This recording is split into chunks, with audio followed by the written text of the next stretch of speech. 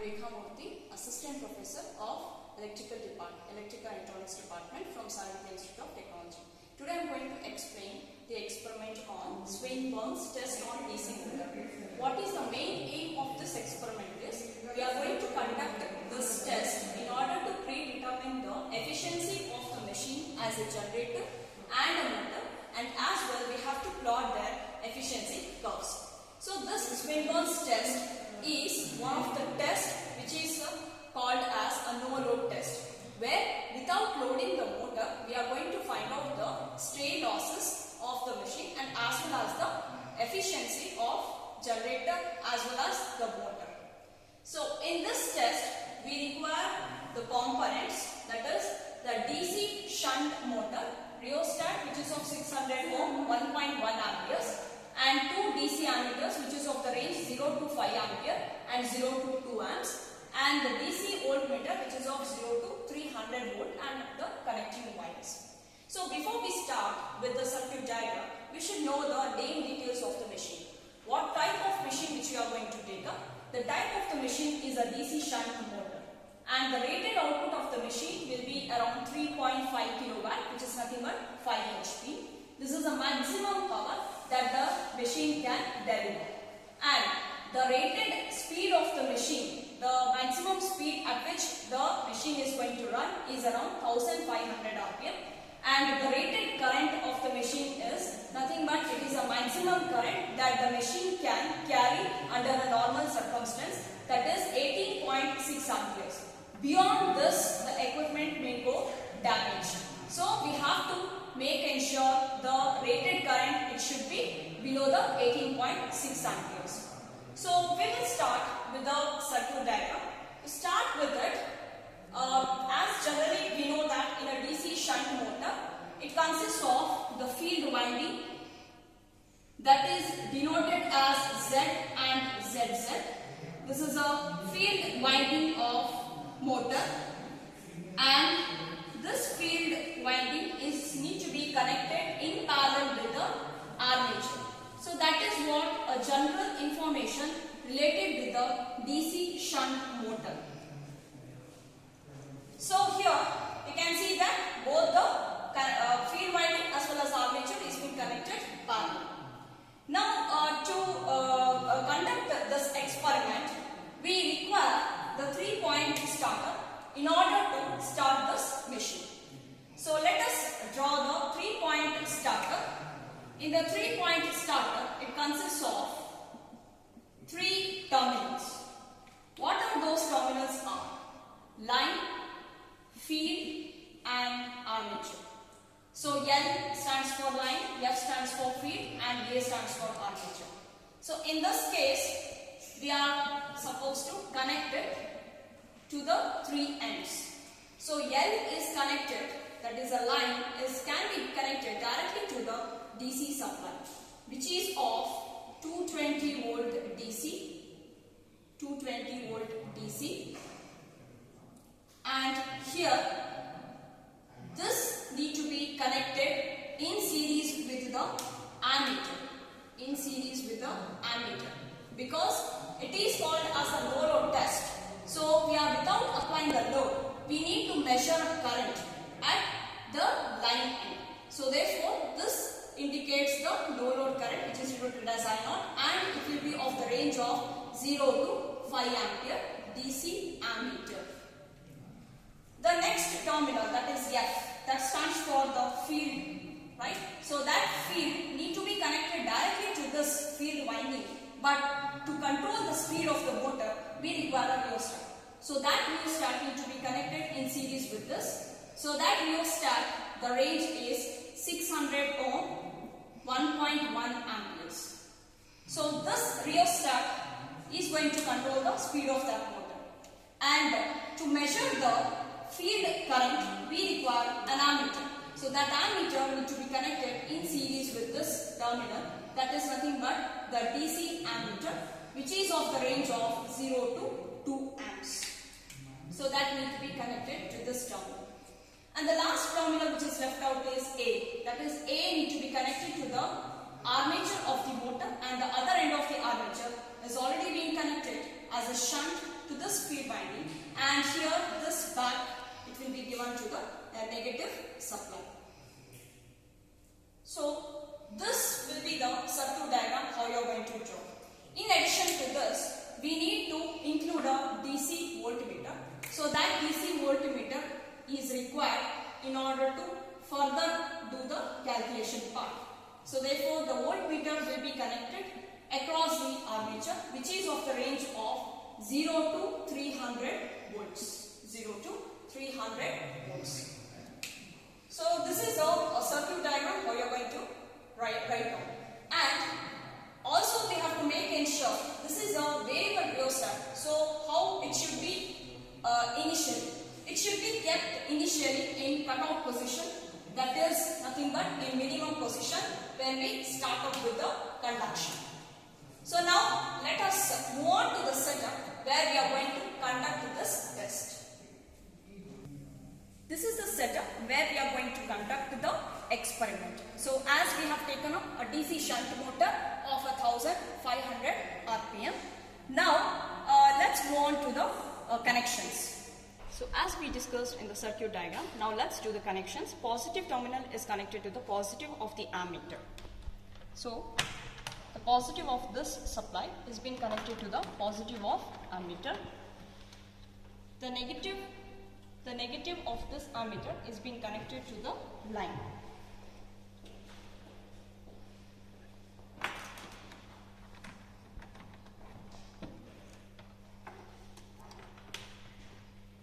So this completes the line part. Now coming to the field. So F is connected to the ammeter. So that is here.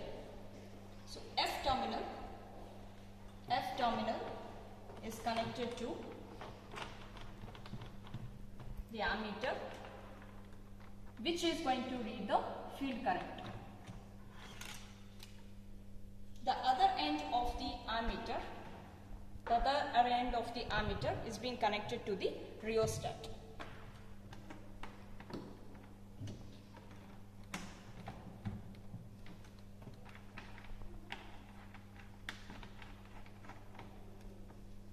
The other end of the rheostat is being connected to the Z terminal.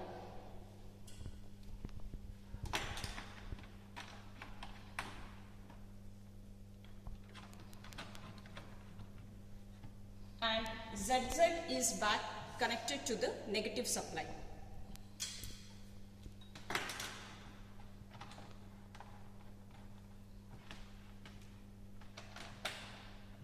So this is about the field connection. Next, coming to the armature point, the armature is being connected to the armature of the motor.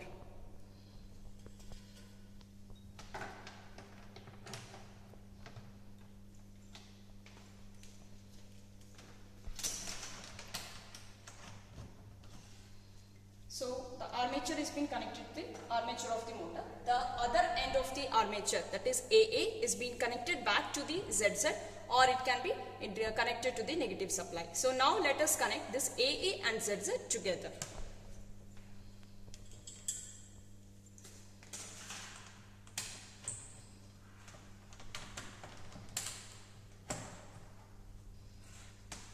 So this is about the ammeter connections. Now let's move on to the voltmeter. That is, the voltmeter is being connected across the armature. So positive terminal is being connected to the A terminal of the motor, and the negative of this supply is being connected to the negative of this, the AA of the motor.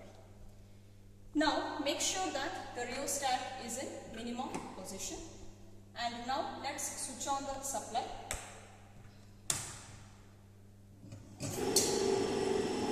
So here the procedure is, we have to vary this rheostat in such a way that the motor reads 1500 RPM.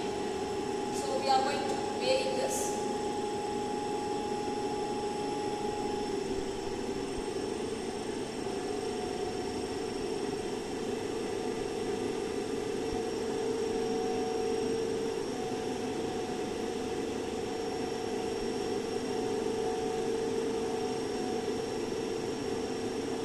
So we have to note down this no load readings as a no load reading, that is 280 volts and the current I0 as 2.17 and the IF, the field current is 0.98 and the speed is 1500 rpm. This is how we have noted down the readings. Now further we are going to conduct one more the continuation of this part, that is we have to determine the armature resistance. So we have to switch off this. Before switching off, we need to bring back the rheostat to its original position, that is cutout position, and switch off the supply and the meters. Now let's move on to the circuit diagram which is related with the measurement of armature resistance. Now let us draw the circuit diagram for the measurement of armature resistance. To do that, first we have to write down the armature connection of the motor, where this need to be connected along with the resistance load, resistive load, which we are going to connect it as a resistive bank. So this is a resistive bank load, and this armature should be connected in series with the ammeter, that is a DC ammeter, which is of the range of 0 to 5 amperes. This ammeter is in addition, it is being connected to the DC supply, that is 220 volt DC. So this is how about the connection, series connection of an armature terminal of the motor. And in addition to this, we need to connect one voltmeter, DC voltmeter, which will be of 0 to 10 volts DC. So to conduct this, let's move on to the same setup and do the connections. Coming to the, as we discussed in the circuit diagram, the positive supply is being connected to the positive of ammeter. So let's connect this. Positive terminal is being connected to the positive of ammeter. The other end of the ammeter is being connected to the armature of the motor.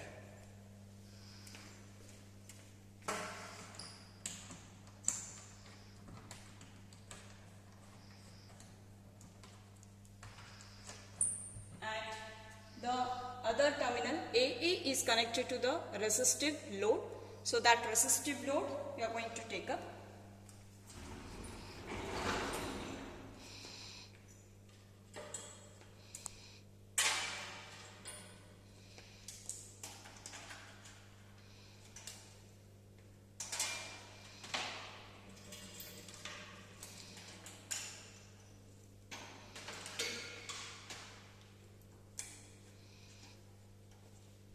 So the other end of this AA terminal is being connected to the resistive load. The other end of this resistive load is being back connected to the negative supply.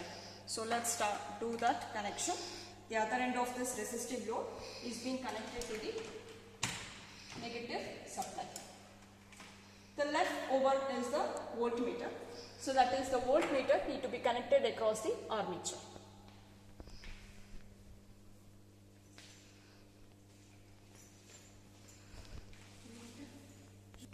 After connecting this voltmeter to the circuit, now let's switch on the supply. Before that, we have to make ensure all this switch is in off condition. So let us switch on this. And we need to apply some load. So this 1 amps, 1 amps. So it indicates 2 ampere. So for a 2 ampere of a load, we are going to we have to note on the voltmeter reading and as well as the current reading. So the ratio of V by I will give you the armature resistance. Similarly, the next setup, the next reading, trial of a reading, again we need to increase it to another 2 amperes of a current, and we have to note on the voltage is getting as 3 volts, current as 3.65. Again we need to recalculate the value of the armature resistance. Now for the third trial we have to switch on this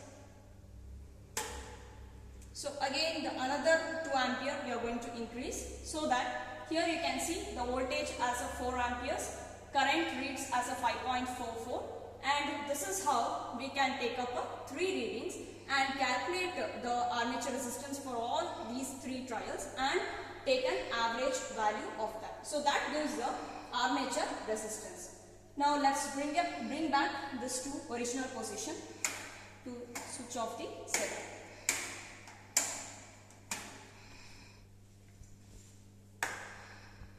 So after taking down these values, we need to further perform the calculation work. So after the calculations part, we have to plot the efficiency curve. So let us see what will be the expected efficiency curves. So after the calculations, we have to find out the efficiency for the 2 different machines. So we are going to plot the graph of the y-axis as an efficiency and x-axis, that is nothing but the output in VHP. So we are going to get a curve, so that this curve which represents the efficiency of the generator. So that will be the efficiency of the motor. Similarly, one more calculations which we have to perform to find out the efficiency. So that will be the graph of the y-axis efficiency and x-axis will be the output in kilowatt. So we can get one more curve. So that curve will be the efficiency of a generator. So we have reached to the aim that we have plotted the efficiency curves for the 2 respective machines.